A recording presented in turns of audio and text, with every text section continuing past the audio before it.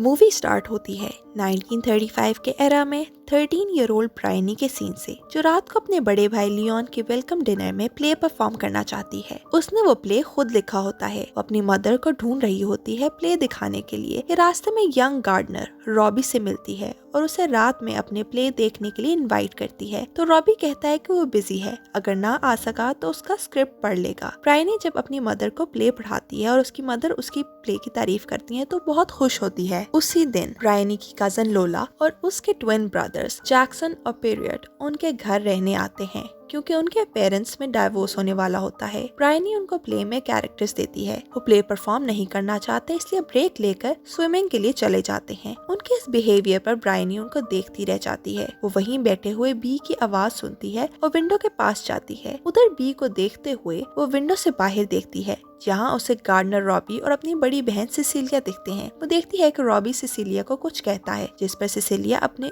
ऊपर वाले कपड़े उतार के फाउंटेन में जंप कर देती है और उसमें से कुछ निकाल कर वापस आती है और रॉबी के हाथ से कुछ छीनती घर की तरफ भागती है। ब्रायनी समझती है कि रॉबी सिसिलिया को कपड़े उतारने के ऑर्डर्स दे रहा था। दरअसल कुछ देर पहले जब ब्रायनी के कजन उसको छोड़कर जाते हैं, तब सिसिलिया विंडो से बाहर रॉबी को बैठा देखती है तो वाज और फ्लावर्स उठाकर उसके पास जाती है। उनकी बातों से पता चलता है कि लियोन अपने साथ अपने दोस्त पॉल मार्शल को बुला रहा है और ये कि रॉबी सिसिलिया के साथ यूनिवर्सिटी ऑफ कैम्ब्रिज में पढ़ रहा है और डॉक्टर बनना चाहता है। वो दोनों फाउंटेन के पास जाते हैं और सिसिलिया फाउंटेन से वाज में पानी डालने लगती है तो रॉबी वाज को पकड़ता है और उस वाज को खींचने से वाज टूट जाता है। वाज का एक पीस फाउंटेन में गिर जाता है। सिसिलिया गुस्से में अपने ऊपर वाले कपड़े उतारती है और फाउंटेन में जंप करके वाज का वो पीस निकाल लाती है। रॉबी के हाथ से वाज खींच लेती है और घर की तरफ भाग जाती है। ब्रायनी फाउंटेन के पास होने वाले सीन को देखकर फॉरेस्ट में चली जाती है और अपना प्ले प्रैक्टिस करती रहती है। सिसिलिया अपने रूम में बैठी होती है जब उसे लियोन की कार की आवाज आती है। लियोन पॉल को लेकर घर आता है और सिसिलिया से खुशी खुशी मिलता है। लियोन, पॉल और सिसिलिया सारी दोपहर लेक के पास गुजारते हैं। लियोन सिसिलिया को बताता है कि उसने रॉबी को रात को होने वाले डिनर पर बुलाया है। सिसिलिया ऑब्जेक्ट करती है लेकिन फिर चुप हो जाती है। लेक से वापस आकर पॉल घर का टूर कर रहा होता है जब उसे एक रूम में लोला और ट्विंस नजर आते हैं। वो उस रूम में जाता है और उनसे बातें करने लग जाता है। लोला से बातें करते हुए उसका अंदाज फ्लर्टेशियस होता है, लेकिन 15 साल की लोला ये नोटिस नहीं करती। उधर रॉबी अपने बिहेवियर के लिए सिसिलिया से माफी मांगने के लिए लेटर लिखने की कोशिश करता है। उन्हीं अटेम्प्ट्स में वो एज अ जोक एक लेटर टाइप करता है जिसमें कुछ सेक्सुअल वर्ड्स यूज करता है। उस लेटर को छोड़कर वो फॉर्मल हैंड रिटन लेटर लिखकर अपोलोजाइज करता है। वो डिनर के लिए लेटर लेकर सिसिलिया के घर की तरफ बढ़ता है। उसको रास्ते में फॉरेस्ट में ब्रायनी दिखती है तो वो उसे लेटर देकर कहता है कि वो ये लेटर सिसिलिया को दे दे। ब्रायनी वहाँ से लेटर लेकर भागती है और साथ ही रॉबी को एहसास होता है कि उसने अपोलॉजी वाला लेटर घर ही छोड़ दिया और जोक वाला लेटर ब्रायनी को दे दिया। वो ब्रायनी को आवाजें देता है लेकिन ब्रायनी नहीं सुनती। ब्रायनी रास्ते में वो लेटर पढ़ लेती है। घर में सिसिलिया और लियोन बैठे बातें कर रहे होते हैं जब ब्रायनी अंदर आती है और सिसिलिया को लेटर देकर लियोन से बातें करने लग जाती है। सिसिलिया लेटर पढ़ के ब्रायनी से पूछती है कि क्या उसने लेटर पढ़ा है, तो ब्रायनी इनकार कर देती है। वो वहाँ से छुपती अपने रूम में चली जाती है। थोड़ी देर बाद लोला अपने भाइयों के ट्रिक्स से हाथ चलाकर दिखाने के लिए ब्रायनी के पास आती है। ब्रायनी लोला को रॉबी के लिखे हुए लेटर का बताती है। इस पर लोला कहती है कि रॉबी सेक्स मेनियक है। ब्रायनी चेंज करके डिनर के लिए जा रही होती है कि उसे लाइब्रेरी के बाहर सिसिलिया की पिन मिलती है। वो उसको देखते हुए लाइब्रेरी में फॉलो करती है, जहाँ पे उसे रॉबी और सिसिलिया को इंटीमेट होते देखती है और समझती है कि रॉबी सिसिलिया को रेप कर रहा था। असल में जब ब्रायनी लेटर देकर वापस रूम में जाती है तब ही रॉबी घर आकर सिसिलिया को बताता है कि वो गलत लेटर भेज दिया गया था, जबकि वो फॉर्मल लेटर देना चाहता था। सिसिलिया रॉबी को अपने साथ लाइब्रेरी ले जाती है और वहाँ वो सुबह हुए इंसिडेंट पर एम्बैरेसमेंट में रोने लगती है। रॉबी उसको करीब जाता है और वो दोनों वहाँ पैशनेट मोमेंट शेयर करते हैं और एक दूसरे के लिए अपना लव कन्फेस करते हैं। उनके इस मोमेंट के दौरान ब्रायनी आ जाती है। सिसिलिया और रॉबी नजरें चुराते लाइब्रेरी से निकल जाते हैं। डिनर टेबल पर सब होते हैं सिवाय ट्विंस के। ब्रायनी की मदर ब्रायनी को ट्विंस को नीचे लाने के लिए भेज देती है, लेकिन वो देखती है कि ट्विंस वहाँ नहीं बल्कि लेटर है जिस पर लिखा हुआ है कि वो वापस घर जा रहे हैं। वो लेटर जब ब्रायनी फैमिली को दिखाती है तो सब ट्विंस को ढूंढने टीम्स में फॉरेस्ट में चले जाते हैं। सर्च करते हुए ब्रायनी को लेक के पास से आवाजें आती हैं। जब वो उधर टॉर्च की लाइट करती है तो उसे कोई शख्स लोला को छोड़कर भागता दिखता है। वो लोला के पास जाती है तो लोला उसको बताती है किसी ने उसकी आंखों पर हाथ रखकर उसे असॉल्ट किया था। ब्रायनी कहती है कि उसने देखा है कि वो कौन था और उसे पूरा यकीन है कि वो शख्स रॉबी ही था। हालांकि ब्रायनी ने उस शख्स का चेहरा नहीं देखा होता। वो लोला को बताती है कि उसने रॉबी को लाइब्रेरी में सिसिलिया को भी रेप करते देखा था। बहुत अंधेरा होने की वजह से लोला को बिल्कुल भी अंदाजा नहीं होता कि वो शख्स कौन था, इसलिए वो ब्रायनी पर भरोसा कर लेती है। लियोन और सिसिलिया लोला को घर वापस लेकर आते हैं। लियोन डॉक्टर्स और पुलिस को बुलाता है।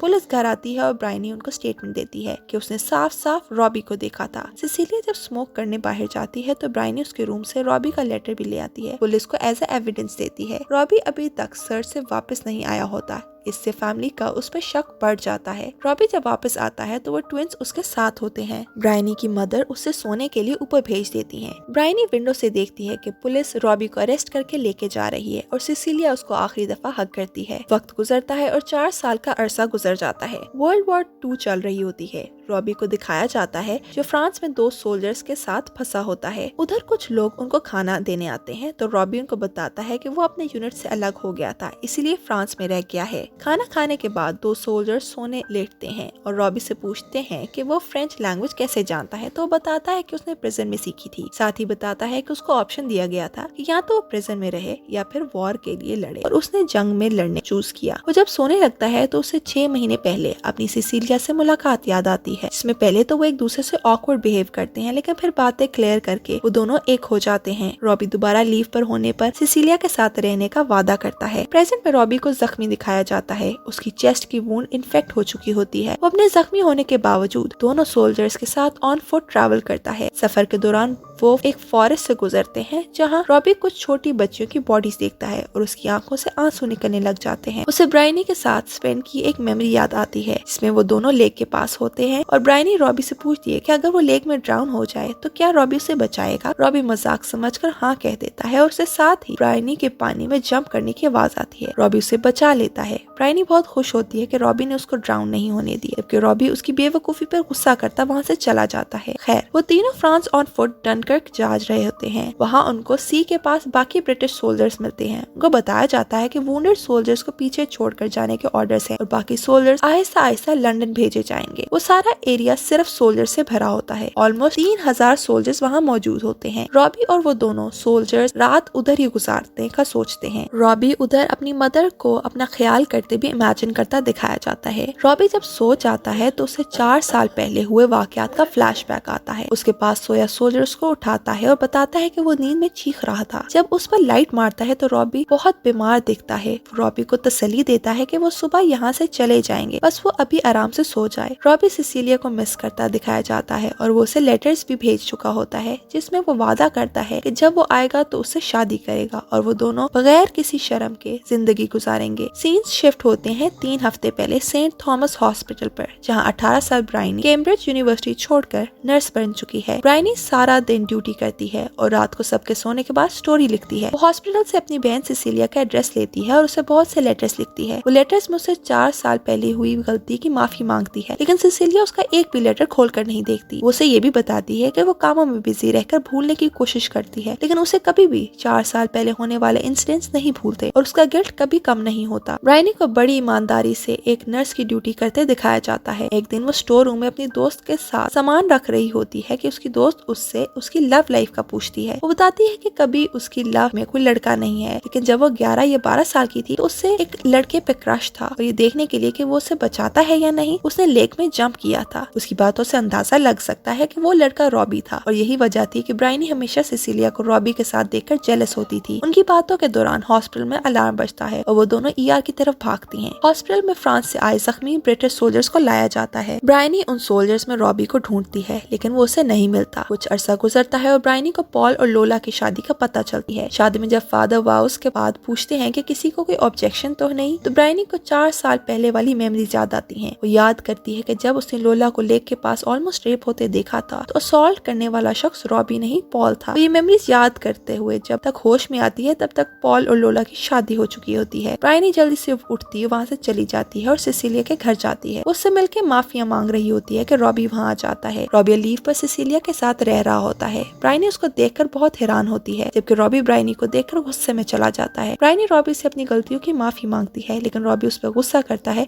कि उसकी झूठी गवाही की वजह से रॉबी ने अपनी सारी जिंदगी गंवा दी और इतने साल प्रिजन में सफर किया। सिसिलिया उसको काम करती है। रॉबी काम होकर ब्रायनी से पूछता है कि वो अब उनके लिए क्या कर सकती है। ब्रायनी कहती है कि अब वो जाकर गवाही दे सकती है, लेकिन सिसिलिया बताती है कि अब उसकी गवाही रिलायबल नहीं होगी। उसे दूसरे सर्वेंट डैनी को ढूंढने का कहते हैं, क्योंकि वो समझ रहे होते हैं कि वो उसने किया था। ब्रायनी उन्हें बताती है कि ये सब पॉल ने किया था और अब उसने लोला से शादी भी कर ली है। ये सुनकर सिसिलिया कहती है कि अब लोला अपने हस्बैंड के खिलाफ गवाही नहीं दे सकती, इसीलिए वो कुछ नहीं कर सकते और सिसिलिया और रॉबी का हमेशा के लिए पीछा छोड़ दे। ब्रायनी बात मानते हुए वहाँ से निकल जाती है। अब डेकेड्स गुजर जाते हैं और अब के सीन्स में 77 साल नॉवेलिस्ट ब्रायनी को अपने लेटेस्ट नॉवल एटोनमेंट के बारे में इंटरव्यू देते दिखाया जाता है। वो नॉवल के बारे में बताती है कि उसका ये लास्ट नॉवल है, लेकिन इसे फर्स्ट नॉवल कहना भी गलत नहीं, क्योंकि उसने थ्रू आउट द इयर्स इस नॉवल पे बहुत से ड्राफ्ट्स बनाए, लेकिन कभी पब्लिश करने की हिम्मत नहीं हो सकी। उसने नॉवल रियल लाइफ पे बनाया है और किसी कैरेक्टर का नाम भी चेंज नहीं किया, इसीलिए उसने ये नॉवल पहले पब्लिश नहीं किया था जब पॉल और लोला जिंदा थे, क्योंकि वो इन्फ्लुएंशियल लोग थे और ब्रायनी को डर था कि वो उसे सू कर देंगे। वो बताती है कि नॉवल का लास्ट सीन जिसमें ब्रायनी अपनी बहन और रॉबी से माफी मांगने गई थी वो इमेजिनरी था। वो हिम्मत ना होने की वजह से कभी उनका सामना नहीं कर सकी, क्योंकि रॉबी ने जिस दिन इवैक्यूएट होना था 1 जून 1940 उस दिन की सुबह वो मरा मिला था, जबकि सिसिलिया चंद महीने बाद 31 अक्टूबर 1940 को ट्रेन स्टेशन में बॉम्बिंग की वजह से बढ़ते पानी से मर जाती है। ब्रायनी नॉवल में बताती है कि रियल लाइफ में उसी की वजह से उनको खुशियां नहीं मिल सकी, तो कम से कम नॉवल में उनको खुश दिखा दे। मूवी के लास्ट में इमेजिनरी सिसिलिया और रॉबी को सी के पास खेलते दिखाया जाता है और फिर उनको फॉरेस्ट के बीच मौजूद अपने घर में जाते दिखाया जाता है। ब्रायनी की जेलसी और एक झूठ ने दो या फिर ये कह सकते हैं 4 लोगों की जिंदगी तबाह कर दी, क्योंकि अपनी जेलसी में रॉबी पर इल्जाम ना लगाती तो रॉबी अपने ख्वाब पूरे करता और डॉक्टर बन सकता। रॉबी और सिसिलिया साथ होते और शायद एक बहुत अच्छी लाइफ गुजार सकते। दूसरी तरफ लोला को सच पता होता और उसे अपने रेपिस्ट से शादी न करनी पड़ती।